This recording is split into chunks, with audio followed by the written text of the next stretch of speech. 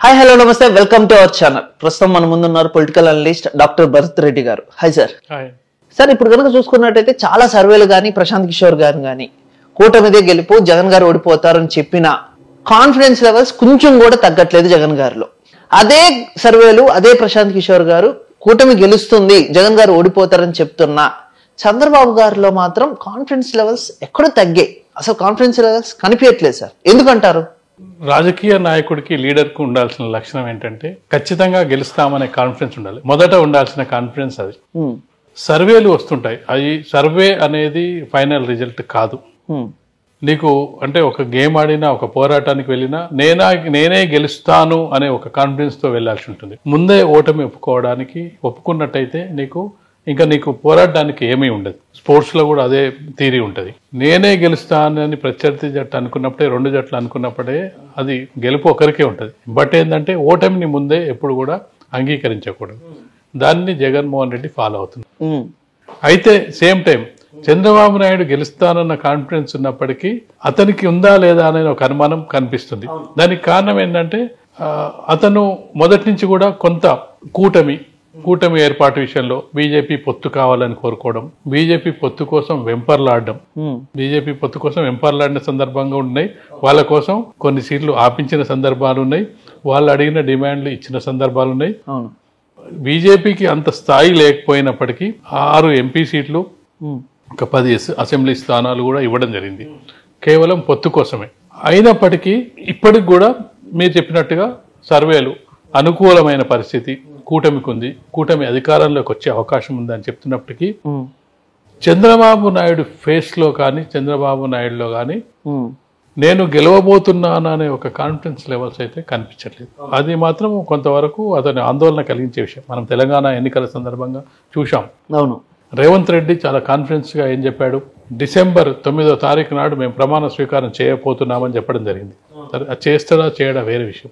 కానీ తను ఎక్కడ ఏ సభకి వెళ్ళినా కానీ ఈ ప్రభుత్వం ఇక్కడితో ముగియబోతుంది, 9వ తారీఖు నాడు మేము ప్రమాణ స్వీకారం చేయబోతున్నాం కాంగ్రెస్ పార్టీ ఆధ్వర్యంలో చెప్పడం ద్వారా నీ కార్యకర్తలకు నువ్వు ఒక ధైర్యాన్ని ఇచ్చిన వాడితో, ప్రత్యర్థి పార్టీని డిఫెన్స్ లో పడేసిన వాడితో ఆ కాన్ఫిడెన్స్ లెవెల్ని చంద్రబాబు నాయుడు ఇవ్వలేకపోతున్నాడు. రాజకీయ అనుభవం ఉంది, ఉమ్మడి రాష్ట్రానికి 10 ఏళ్ల పాటు సీఎంగా చేయడం జరిగింది, 10 ఏళ్ల పాటు ప్రతిపక్ష నాయకునిగా పనిచేయడం జరిగింది, విడిపోయిన ఆంధ్రప్రదేశ్ రాష్ట్రానికి 5 ఏళ్ళు ముఖ్యమంత్రిగా పనిచేయడం జరిగింది, 5 ఏళ్ళు ప్రతిపక్ష నాయకుడు. అంటే మన ఉమ్మడి రాష్ట్రంలోనే అత్యధికంగా అనుభవం ఉన్న రాజకీయ నాయకుడు ఎవరంటే చంద్రబాబు నాయుడు.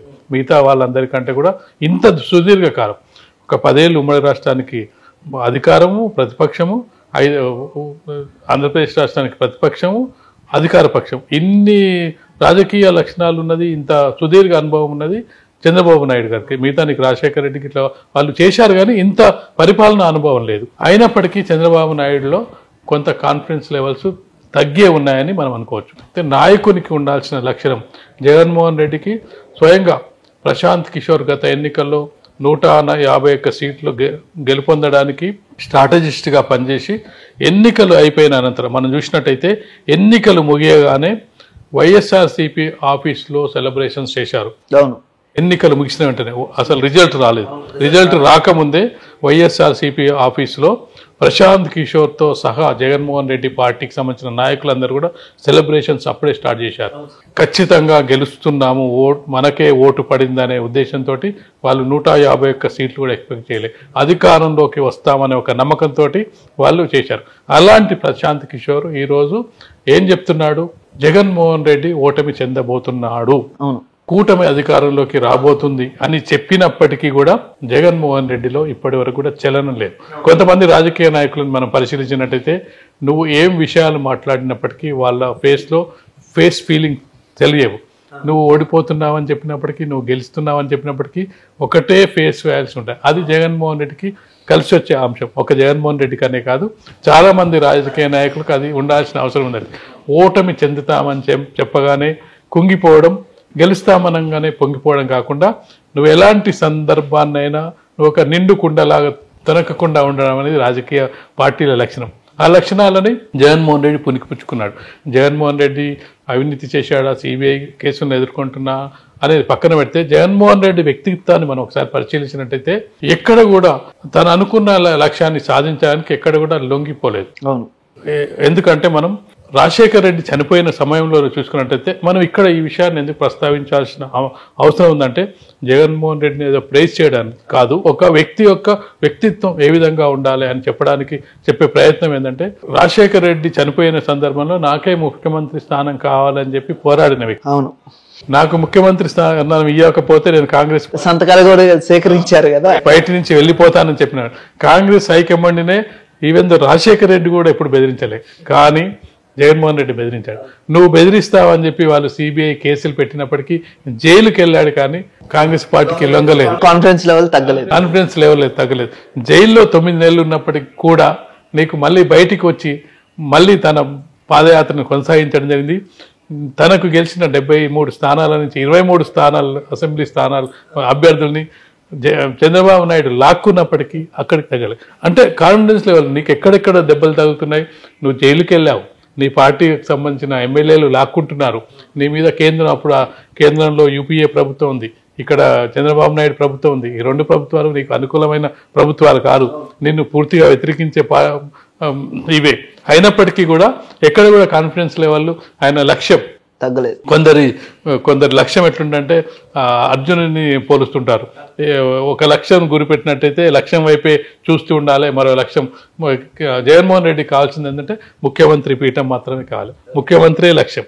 ఆ లక్ష్యం కోసం నేను పాదయాత్ర అయినా చేస్తాను, లేదంటే నేను జైలుకైనా వెళ్తాను, నా పార్టీ సభ్యులందరినీ మీరు తీసుకుపోయినా పర్లేదు అనే ఒక లక్ష్యం కోసం ఆ లక్ష్యం ముందు ఆ లక్ష్య సాధన పెట్టుకున్నప్పుడు టార్గెట్. అందుకే చాలా మంది చెప్తుంటారు నువ్వు ఒక టార్గెట్ ఫిక్స్ చేసుకో, ఆ టార్గెట్కు నువ్వు రీచ్ అయ్యే వరకు నువ్వు పోరాడుతూ ఉండని చెప్పి మనం సివిల్ సర్వీస్ ఎగ్జామ్స్లో వస్తుంటాడు. 1వ ఫెయిల్ అయినా, 2వ ఫెయిల్ అయినా, 3వ 4వ టార్గెట్ రీచ్ అయ్యేంత వరకు కష్టపడుతుంటారు. ఆ లక్షణం జగన్మోహన్ రెడ్డి దగ్గర ఉంది. చంద్రబాబు నాయుడుకి ఇంత అనుభవం ఉన్నప్పటికీ చంద్రబాబు నాయుడుకి ఒక సెంటిమెంట్ అనేది కొంత ఇది వస్తుంది. ఆ సెంటిమెంట్ని మనం ఒకసారి గమనించినట్టయితే చంద్రబాబు నాయుడు సొంతంగా పోటీ చేసిన సందర్భంలో ఎప్పుడూ గెలవలేదు. ఉమ్మడి రాష్ట్రంలో కానీ అక్కడ కానీ ఒక అభిప్రాయం ఉంది, అదొక అభిప్రాయం ఉంది. మనం పరిశీలించినట్టే మొదటిసారి ఎన్నికైనప్పుడు ఎన్టీ రామారావు ద్వారా వచ్చిన అధికారాన్ని తాను హస్తగతం చేసుకోవడం జరిగింది మొదటిసారి. 2వసారి వాజ్పేయి కార్గిల్ ఇమేజ్తో 2వసారి గెలవడం జరిగింది. తర్వాత ఒకసారి బీజేపీ ఇమేజ్తో గెలిచి మళ్ళీ బీజేపీతో పొత్తులో కూడా ఓడిపోవడం జరిగింది. ఆ అనుభవం కూడా ఉంది ఏది ఉమ్మడి రాష్ట్రంలో. మళ్ళీ మనం చూసుకున్నట్టయితే ఆంధ్రప్రదేశ్లో చూసుకున్నట్టయితే మొదటి రాష్ట్రం ఏర్పడినప్పుడు బీజేపీతో పొత్తులో భాగంగా మళ్ళీ గెలవడం జరిగింది. తర్వాత పొత్తుతో విడిపోయిన తర్వాత మళ్ళీ ఓడిపోవడం జరిగింది. ఇప్పుడు మళ్ళీ పొత్తు పెట్టుకోవడం జరుగుతుంది. అంటే ఇక్కడ ఒక సెంటిమెంట్ పనిచేస్తున్నట్టుగా కనిపిస్తుంది. చంద్రబాబు నాయుడుకు బీజేపీతో పొత్తు ఒకసారి కలిసి వచ్చింది ఉమ్మడి రాష్ట్రంలో. అంటే ఈసారి ఆ పొత్తు పెట్టుకున్న ఆ కాన్ఫిడెన్స్ లెవెల్ కనిపించట్లేదు. అంటే పోయిన లాస్ట్ ఎలక్షన్స్ కాకుండా ఆ లాస్ట్ ఎలక్షన్స్ లో కనిపించినంత కాన్ఫిడెన్స్ లెవెల్స్ ఈసారి కనిపించట్లేదు. అది ఏజ్ ఫ్యాక్టర్ అనుకోవచ్చు, లేకపోతే చంద్రబాబు నాయుడుకు ఒక ఆందోళన ఉంది.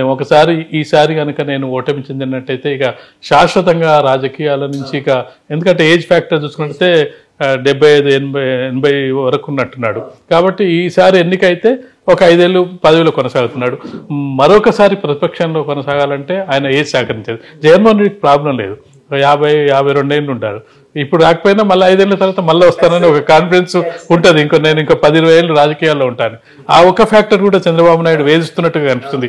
ఈసారి కనుక మా పార్టీ ఓటమి చెందినట్టయితే కార్యకర్తలు చెల్లాచెదరవుతారు. ప్రాంతీయ పార్టీలకు ఒక సమస్య ఉంటుంది. ఇప్పుడు మనం చూస్తున్నాం టీఆర్ఎస్ను బీఆర్ఎస్ను చూస్తున్నాం. ఒక్క ఓటమితో అసలు చెల్లాచెదరవుతున్నారు. పార్టీలు ఎవరుంటారో తెలుస్తారు, రేపు ఎవరు వెళ్తారో తెలుస్తలేరు. నీకు టికెట్ ఇచ్చినప్పటికీ నాకు టికెట్ వద్దు బాబు అనుకుంటూ బయటకు వెళ్తున్న సందర్భాన్ని మనం చూస్తున్నాం. మొన్న జైలుకి వెళ్ళి బయటకు వచ్చినప్పటి నుంచి కూడా కాన్ఫిడెన్స్ లెవెల్ తగ్గినాయి అని చెప్పి చాలా మంది అంటున్నారు. చాలా ఒకటి ఏజ్ ఫ్యాక్టర్, రెండోది ఏంటంటే కార్యకర్తలను నిలుపుకోవాలి. కార్యకర్తలను చాలా మంది ఇప్పుడు ఏం చేస్తున్నారంటే చంద్రబాబు నాయుడు మరొకసారి అధికారంలోకి వచ్చే అవకాశం ఉందని చెప్పి తన వెంట వెళ్తున్నారు. ఈ రోజున మన రాజకీయ నాయకుడిని చూసుకున్నట్టయితే సిద్ధాంతం కానీ ఇలాంటివి ఏం లేవు. ఇక్కడ ఎక్కడ నీకు అధికారం ఉంటే అధికారానికి మారే పరిస్థితులు ముఖ్యంగా మన తెలుగు రాష్ట్రాల్లో చూస్తున్నాం. అసలు అధికారం లేకుండా ఉండలేని స్థితిలో ఉంటున్నాం. తెలంగాణలో ఇప్పుడు మొన్నటి వరకు ఎవరైతే బీఆర్ఎస్ లో చక్రం తిప్పిన వాళ్ళు అంతా వచ్చి ఇప్పుడు కాంగ్రెస్ లో చేరుతున్నారు. వాళ్ళు అక్కడ కాంగ్రెస్ పార్టీ నుంచి బీఆర్ఎస్ పోయారు, బీఆర్ఎస్ నుంచి మళ్ళీ కాంగ్రెస్కి వస్తున్నారు. అధికారం ఎక్కడుంటే అక్కడ వస్తున్నారు. రేపు కనుక చంద్రబాబు నాయుడు కనుక పార్టీ అధికారంలోకి రాకపోయినట్టయితే ఇక్కడ ఉండే నాయకులు ఎంతమంది మిగులుతారో కూడా తెలియని పరిస్థితి. దాంతో పాటుగా మనం చూసుకుంటే ఒక టీడీపీకి ఒక సమస్య ఉంది.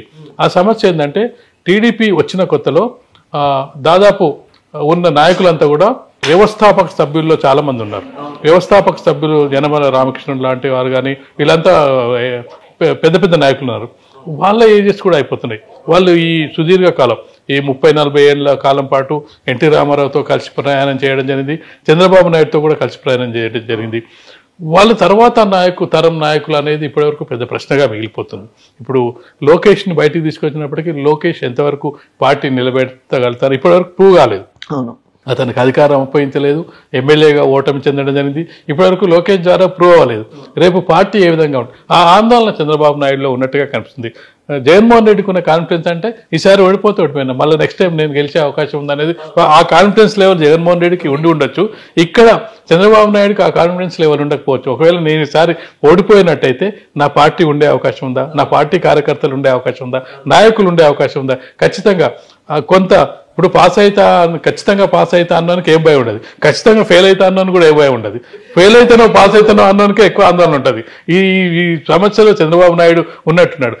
జగన్మోహన్ రెడ్డి 2 టార్గెట్లు అయితే డిస్టింక్షన్ లేదంటే ఫెయిల్ అవుతా, ఈ రెండింటి మధ్యలో ఆయనకు పెద్ద తేడా కనిపిస్తలేదు. కానీ చంద్రబాబు నాయుడుకు 36తో పాస్ అవుతున్నా 34తో ఫెయిల్ అవుతున్నా ఈ 1 మార్క్స్ తేడా వస్తుందా అనే ఒక ఆందోళన ఉన్నట్టుంది. ఆందోళనలో భాగంగానే నువ్వు గెలుస్తావని చెప్పి ప్రశాంత్ కిషోర్ చెప్పినప్పటికీ మేమే గెలవబోతున్నాం అనే ఒక కాన్ఫిడెన్స్ ని ఇవ్వలేకపోతున్నాడు. జనాలకు కార్యకర్తలకు చూపించలేకపోతున్నాడు. కొంత ఎక్కడో ఒక చోట అనుమానం జగన్మోహన్ రెడ్డి మళ్ళీ గెలుస్తాడేమో అని ఒక అనుమానం చంద్రబాబు నాయుడులో కూడా ఉన్నట్టుగా కనిపిస్తుంది మనకు. Okay sir, thank you so much. Thank you.